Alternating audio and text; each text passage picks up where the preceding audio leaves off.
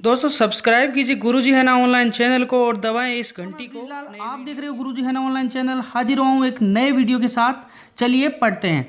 राजस्थान के साहित्य के अंदर हमने दो पार्ट के अंदर कुछ साहित्यों की बात कर ली थी। आज जो पार्ट तीसरा है उसमें हम कुछ और साहित्यों की बात करेंगे। अगर आपने दो पार्ट मेरे अभी तक नहीं देखे हैं तो आप मेरे वीडियो सेक्शन में जाकर चैनल पर जाकर आप उससे वो वीडियो देख सकते हो।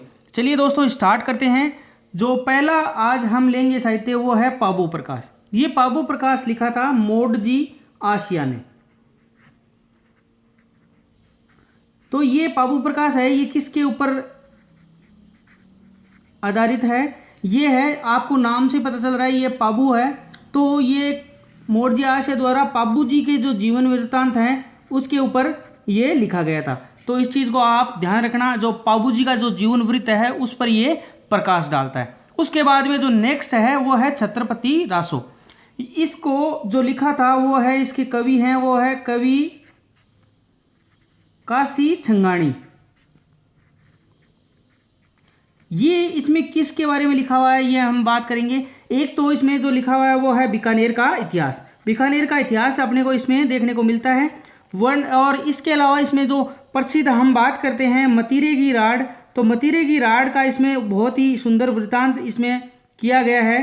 तो ये मतीरे की राड का जब नाम एक बार और आ गया तो हम बात कर लेते हैं। वैसे तो हमने जब बीकानेर का इतिहास पढ़ा था तब हमने डिटेल से बात की थी, लेकिन मैं अभी दोबारा बता देता हूँ कि बीकानेर का शासक था कर्ण सिंह और उधर था नागौर का शासक था अमर सिंह। इन दोनों के बीच में एक राड हुई थी सीमा विवाद को लेकर। जाखड़िया गांव के अंदर एक सीमा विवाद को लेकर एक लड़ाई हुई थी, उसको ही हम मतीरे की राड बोलते हैं। तो ये कवि का छंगाणी द्वारा लिखा गया था और इसमें मतीरे की राड के बारे में वृत्तांत है यानी बताया गया है। उसके बाद में जो नेक्स्ट हम बात करेंगे वो है सूरज प्रकाश। सूरज प्रकाश दोस्तों लिखा है, इसके कवि हैं करणीदान। अब ये किसके बारे में लिखा गया है? सूरज प्रकाश लिखा गया है वो है जोधपुर के नरेश हुए थे अभय सिंह। अभय सिंह का इसमें बारे में इसमें लिखा गया है। तो जोधपुर के नरेश अभय सिंह उसके बारे में ये लिखा गया है। और इसमें क्या क्या और है, इसमें है महाराजा जो जसवंत सिंह हुए हैं, अजीत सिंह हुए हैं और अभय सिंह की काल की घटनाओं को इसमें जानकारी मिलती है। चलिए दोस्तों उसके बाद में हम बात करते हैं जो एग्जाम के पॉइंट ऑफ व्यू से जो इसमें इंपॉर्टेंट ये निकल कर आता है वंश भास्कर। एग्जाम में बार बार ये क्वेश्चन पूछा जाता है। तो ये वंश भास्कर के जो कवि हैं उनका जो जन्म हुआ था वो हुआ था हरना गांव, और हरना गांव पड़ता है दोस्तों बूंदी में। और इनके कवि का नाम मैं बता देता हूं, सूर्यमल मिश्रण। बहुत ही एग्जाम के पॉइंट ऑफ व्यू से इंपॉर्टेंट क्वेश्चन है और एग्जाम में हर बार ये क्वेश्चन मिलता ही मिलता है। तो इस चीज़ को आप बिल्कुल निश्चिंत होकर ध्यान से पढ़ें ताकि आपके क्वेश्चन एग्जाम में सही हो। तो ये बूंदी के जो नरेश हुए थे महाराव राम सिंह के कवि थे। तो ये राम सिंह के कवि थे और बूंदी के नरेश हुए थे राम सिंह।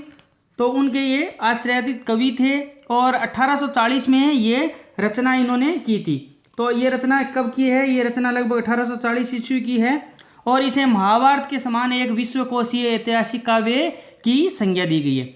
और वंश भास्कर कहते हैं कि इनसे पूर्ण नहीं हुआ था और इनका जो वंश भास्कर को पूर्ण करने का जिम्मा किसको मिला था? इन्हीं के एक दत्तक पुत्र हुआ था मुरारीदान। ठीक है, मुरारीदान का आगे ना उल्लेख आएगा, मैं आपको बताऊंगा। तो यहाँ दत्तक पुत्र मुरारीदान ने इस वंश भास्कर का पूरा किया था। चलिए दोस्तों उसके बाद में स्टार्ट करते हैं। वंश भास्कर के अलावा जो सूर्यमल मिश्रण ने एक और किताब लिखी थी उसका नाम है वीर सतसई। ये दोनों बुक एग्जाम के पॉइंट ऑफ व्यू से बहुत इंपॉर्टेंट है दोस्तों, तो आपको इनको याद करना ही करना है। वत वीर सतसई ये भी सूर्यमल मिश्रण के द्वारा लिखी गई। इसमें क्या क्या है दोस्तों?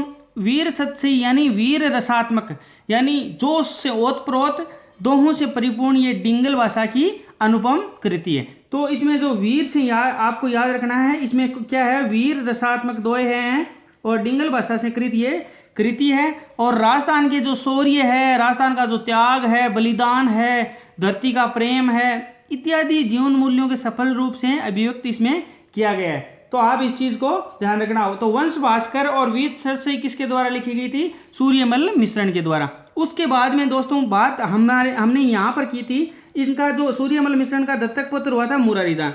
अब मुरारीदान की यहाँ पर बात कर लेते हैं। कविराज मुरारीदान ने यहाँ पर क्या किया था, ये आपको जो बुक दिख रही है यशवंत यशोभूषण, इसका जो लेखक हुआ था वो हुआ था, इन्हीं का दत्तक पुत्र हुआ था और इनका नाम था मुरारीदान। तो कविवर मुरारीदान भी बोलते हैं इसको। तो मुरारीदान इनके लेखक थे यशवंत यशोभूषण के। और इसमें क्या क्या लिखा गया था, ये इसमें लिखा गया था जो जोधपुर का जो नरेश था जसवंत सिंह, यानी जोधपुर का नरेश जसवंत सिंह, उसके बारे में ये बुक बताती है। तो आश्रित कवि थे और सूर्यमल मुसेन के ये दत्तक पुत्र थे, आप इनको ध्यान रखना। तो मैंने ये आपको इकट्ठा यहाँ साथ में यही बता दिया इसलिए आपको, ताकि बार बार याद करना नहीं पड़े। तो ये हुए हैं इनके दत्तक पुत्र, ये हुए हैं, इन्होंने यशवंत यशोभूषण किताब लिखी है। उसके बाद में दोस्तों बात कर लेते हैं गीत गोविंद। गीत गोविंद की मैं बात कर लेता हूँ। गीत गोविंद जो नामक बुक है वो किसने लिखी है, वो है उनके लेखक हैं जयदेव। ठीक है, जयदेव की हम बात कर लेते हैं। जयदेव कहाँ के थे, जयदेव थे दोस्तों बंगाल के। बंगाल के शासक हुए थे लक्ष्मण सेन, और लक्ष्मण सेन के ये दरबारी कवि थे। तो ये बेसिकली संगीत से संबंधित बुक है गीत गोविंद। तो लक्ष्मण सेन के दरबारी कवि भी थे और वहाँ पे संगीतज्ञ भी थे ये। तो ये आपको याद रखना, बंगाल के शासक लक्ष्मण सेन के कवि थे। उसके बाद में दोस्तों बात कर लेते हैं संगीत रत्नाकर। संगीत रत्नाकर नामक बुक है वो किसके द्वारा लिखी गई है दोस्तों, वो लिखी गई है सारंगदेव के द्वारा।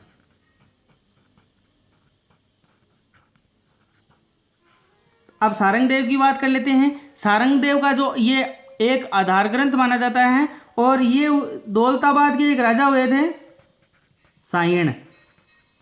दौलताबाद के राजा सायण के आश्रित कवि थे और वहाँ के उनको दरबारी कवि भी थे और संगीतज्ञ भी थे। ठीक है, चलिए अब मैंने बता दिया। उसके बाद में बात कर लेते हैं दोस्तों जो दूसरी बुक आती है संगीत रत्नाकर के अलावा संगीत से ही संबंधित बुक है दो, रागमाला और राग मंजरी। इनका दोनों का कवि एक है, तो हम इनको दोनों को यहीं एक साथ पढ़ लेंगे ताकि हमको ज़्यादा से ज़्यादा याद हो सके। तो रागमाला और राग मंजरी की बात कर लेते हैं। इनका जो लेखक है वो है पौंडरिक विठल, या पौंडरिक विठल भी लिखा हुआ है, कोई दिक्कत नहीं है।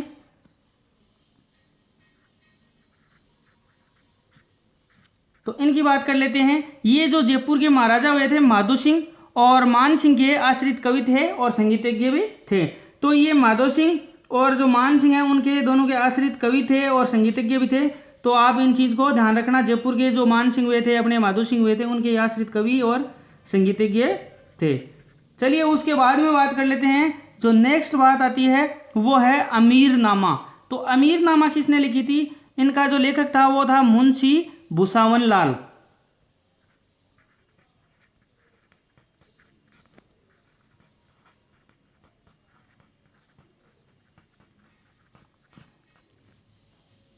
चलिए उनके बारे में बात कर लेते हैं। ये टोंक के जो नवाब हुए थे अमीर खां जी पिंडारी, उनके जीवन से संबंधित ये बातें लिखता है। तो इसके बारे में लिखा गया है, ये लिखा गया है अमीर खां जी पिंडारी के बारे में, जो टोंक के नवाब हुए थे।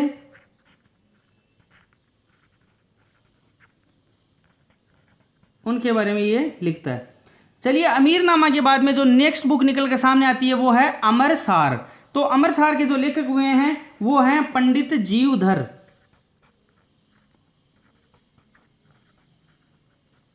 और पंडित जीवधर ने किसके बारे में बताया है वो मैं बता देता हूं। इन्होंने महाराणा प्रताप और अमर सिंह के जो शासनकाल हुआ था उनके जनजीवन का ये चित्रण प्रस्तुत करता है, ये वृत्तांत प्रस्तुत करता है। तो महाराणा प्रताप और अमर सिंह के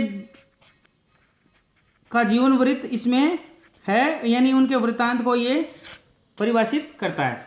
चलिए दोस्तों उसके बाद में हम महाराणा कुंभा बहुत ही पुस्तक प्रेमी था, ये कवि था, ये संगीतज्ञ भी था, ये लिखता भी था। तो इसके बारे में बात करेंगे महाराणा कुंभा ने कौन कौन सी बुक्स लिखी थी और उनके ऊपर जो क्वेश्चन आते हैं एग्जाम में वो कौन कौन से आ सकते हैं। तो महाराणा कुंभा ने मैं यहाँ पर आपको बुक्स के नाम बताता हूँ, डायरेक्ट बुक्स के नाम से ही क्वेश्चन आता है। तो पहली जो किताब है वो है संगीत राज। ये बहुत ही संगीत प्रेमी था और इसने खुद ने भी अपने कुछ ग्रंथ लिखे थे, संगीत राज। उसके बाद में दूसरी है संगीत मीमांसा।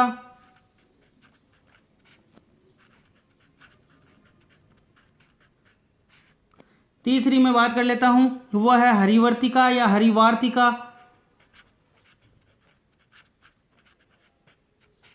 इन चीज़ों को आप एक साथ याद कर लोगे तो आपको बार बार याद करने की ज़रूरत नहीं पड़ेगी। उसके बाद में इसकी जो अच्छी बुक है वो है चंडी शतक टीका, एग्जाम में आती है अक्सर, चंडी शतक टीका।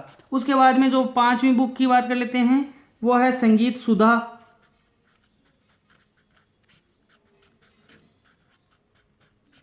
और इसके अलावा गीत गोविंद, ये जो बुक मैंने आपको यहाँ पर पढ़ाई थी गीत गोविंद, और इनके जो लेखक थे जयदेव, और इस गीत गोविंद पर इन्होंने एक टीका लिखा था और उसका नाम था जयदेव द्वारा लिखी गई थी गीत गोविंद, और गीत गोविंद पर इन्होंने एक टीका लिखा था रसिक प्रिया। तो ये चीज़ आप ध्यान रखना, टीका लिखा था रसिक प्रिया टीका। चलिए दोस्तों, इस वीडियो में इतना ही। एक बार फिर रिवीजन अपन कर सकते हैं। बाबू प्रकाश मोडे आसिया ने लिखी, छत्रपति रासो कवि काशी छंगाणी ने लिखी थी, सूरज प्रकाश कर्णिदान जी ने लिखी थी, वंश भास्कर और वीर सतसई सूर्यमल मिश्र ने लिखी थी, और इन्हीं के दत्तक पुत्र हुए थे यशवंत यशोभूषण उनो मुरारीदान ने लिखी थी, और गीत गोविंद मैंने आपको बताया जयदेव ने लिखी थी, और जयदेव के इसी गीत गोविंद के आधारित रसिक प्रिया टीका लिखा था महाराणा कुंभा ने। उसके बाद में रागमाला और राग मंजरी पुंडरीक विठल ने लिखी थी, और संगीत रत्नाकर है वो सारंगदेव ने लिखी थी, अमीरनामा मुंशी भुसावन लाल ने लिखी थी, और अमरसार पंडित जीवधर ने लिखी थी, और कुछ बुक्स है वो महाराणा कुंभा की है, संगीत राज, संगीत मीमांसा, हरिवर्तरिका, चंडी शतक टीका, संगीत सुधा और जयदेव आधारित। तो चलिए दोस्तों, इस वीडियो में इतना ही। धन्यवाद दोस्तों आपका। अगर ये वीडियो अच्छा लगे तो नीचे जाके कमेंट कीजिए, लाइक कीजिए, शेयर कीजिए, और ज़्यादा से ज़्यादा इस वीडियो को अपने फ्रेंड्स को बताइए ताकि वो भी इस मुहिम से जुड़ सकें और उनको भी ज़्यादा से ज़्यादा फायदा हो सके। चलिए दोस्तों, अपने आसपास सफाई रखें। धन्यवाद दोस्तों, राम राम सा।